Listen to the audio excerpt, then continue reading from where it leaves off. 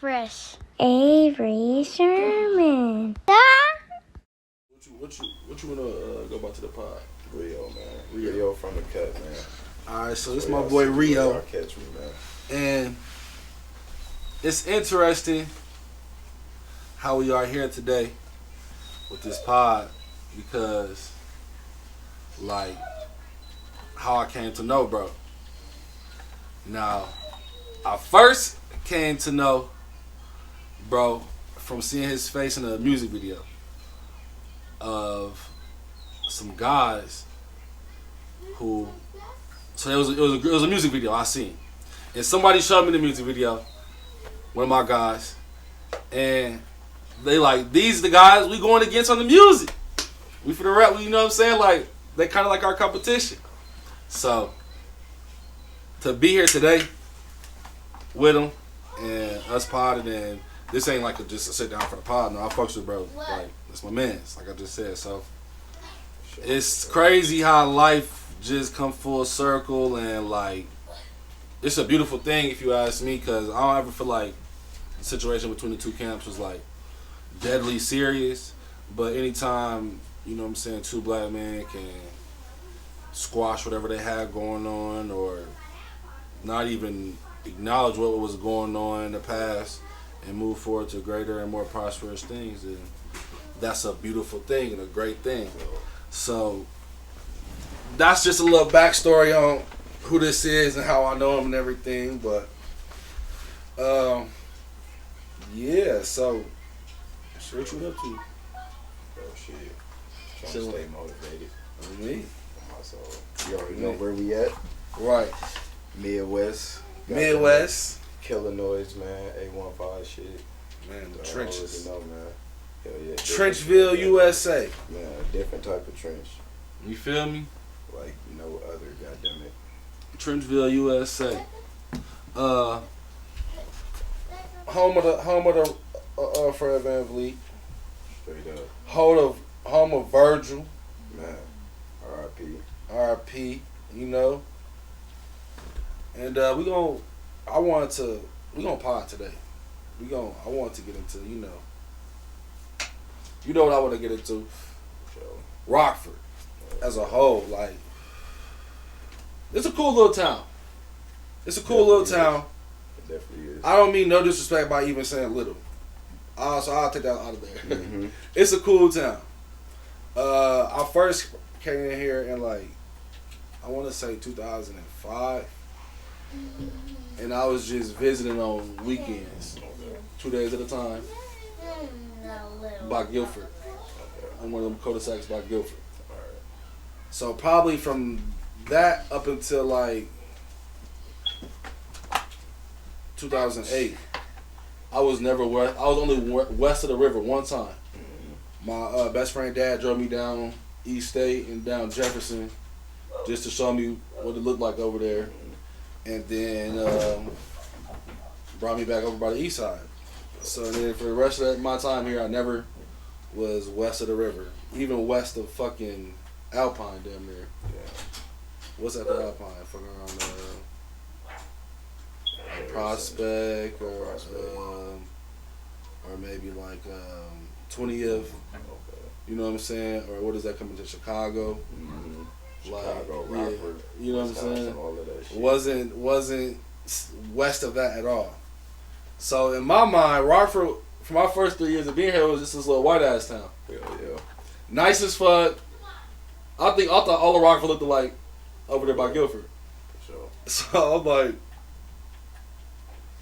except for these one kids, they used to talk this shit about 7th Street. Mm-hmm. Oh, you went on 7th Street. Oh, your mom works on 7th Street. They used to make these jokes about 7th Street. I'm like, what the fuck is the 7th Street? Like, well, you don't want to go over there. But so then I met my kid's mom down here, and what made me fall in love with Rockford was I remember traveling from the east side to the west side on like Rule or Spring Creek or even East State sometimes, and just seeing the sunset, and I was just like, I never really picked the sunset like that. Mm-hmm. Like in Minneapolis, the sun setting on east and west, but mainly you going north and south. Either you on the north side or you on the south side. So the sun setting to your east and west. You ain't really looking and paying attention at that motherfucker. Yeah. But being down here, and shout out to my Minnesota people too, man. Me, shout them out. Coming east to west down here and seeing that sunset, I kind of fell in love with seeing it, especially because I'm always driving from the east to the west. You know what I'm saying? And seeing it all the time. So it just had a place of like my summers. And I was just becoming grown on my own, you know what I'm saying? Just turning 18, so I'm like, it's just something that got attached with like my first stage of adulthood and the good times I was having down here during the summer. You feel me? But like I was away for a little bit, but then my life kind of like restarted down here when my kids was born. Like it was like 2011, the end of 2011, going into 2012. Okay, and since then, it's just been like the town is very divided. First off, like Illinois, low key, is a segregated state. Like low key, it is. It's like people don't pay attention to it. But in Chicago, it's segregated. Like the Mexicans fuck with the Mexicans, blacks fuck with the blacks, the Italians fuck with the Italians, the Polish fuck with the Polish. You know what I'm saying? It ain't like this big melting pot where everybody gonna do business with everybody and they understand the benefit or like the black people getting that for the dirt. So I'm gonna go over there and get that from there, and then I'm gonna sell it to my people over here. And then the Italians get that for the dirt, so I'm gonna get it from so the black people going over to the Italians, bring it back to they're not working like that. You know what I'm saying? So like even in Rockford, like one big thing I want to talk about with Rockford that I learned was that like I was going to Rock Valley and I had this history teacher named Mr. Gilbert, and he was teaching me and he was like, why is there so many private schools? Can anybody answer the question of why so many private schools in Rockford? And I had to think about it. It's 3 private schools over there by Guilford within a 5-mile radius of each other. 3 different private schools, all within a 5-mile radius of each other. 2 of them are both Christian schools. I can see if it was 3 different religions or 3 different sects of the religion, but they both Christian schools. Now, maybe some differences in the religion that they're teaching. I don't know between Christian Life and Rockford Christian. I don't know what the difference is and if they're teaching any difference in God. But I know Rockford Lutheran is probably teaching something different than Rockford Christian. And then also something different than Christian Life. But he was just saying that it's because people with their money and they don't want their kids to go to school with the next people's kids, and and I was just like, damn, he was just breaking it down for me. He broke a lot of stuff down for me. You know what I'm saying? And like,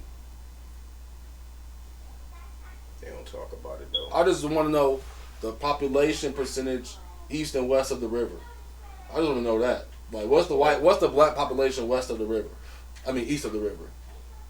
The black population, I'll say it might be. And then I'll say maybe east of 20th. East of 20th. East of 20th. Okay. The black population out there. Because I know it's a lot of black people on the low end of the east side. You know what I'm saying? Which I consider like the low end. Like that's how in the app they'll consider that the low end. You know what I'm saying? Because a lot of people consider that shit the east side. To me, 20th, like you just said, that's the east side. That's really the south 20th side. is the east side. side. That's the south side of Rockford. Like Oregon Keys, all of that shit. That's the south side of fucking Rockford. That's not the east side. Now, I remember saying back in like around that time, 2011, 2012, like, this the south side. And then a Rockford motherfucker told me like, no, this the east side. Now, me being they just changed it because of what the fuck was going on. Me being the south side of fucking not a Rockford person, and just looking at geography and north, south, east, west, this is the south side. He like, no, this is the east side. You know what I'm saying? Yes, but I was like, all right, well, you know what I'm saying? And this was over there like off 11th Street and shit. I consider that over the south side. Yeah. You know what I'm saying? Like, it's like over there by like beginning to be the southeast over side. there by like KFC. KFC and fucking Little Caesars and shit. That's the south side. Like the split of like the south going to the east side.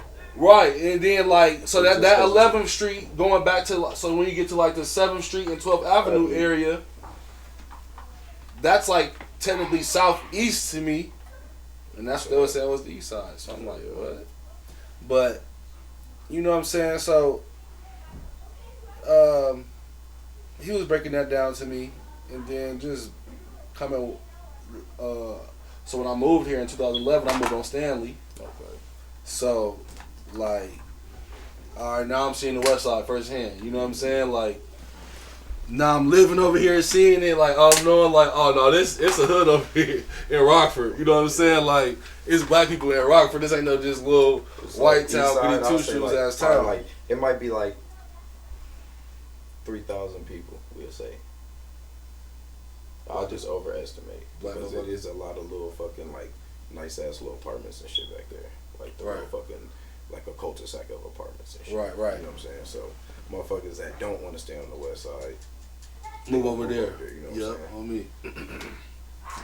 So then like that's when I really first started hearing about the East and the West though. Like 2011, when I came over when I was living on the West. For sure. And that's when I that shit was pretty much first started hearing that. 2012, 7. Oh, okay. Like 2000. Oh wait. Okay, right. So look, 2008. going back to my senior year, 08, I did hear about some East Side guys.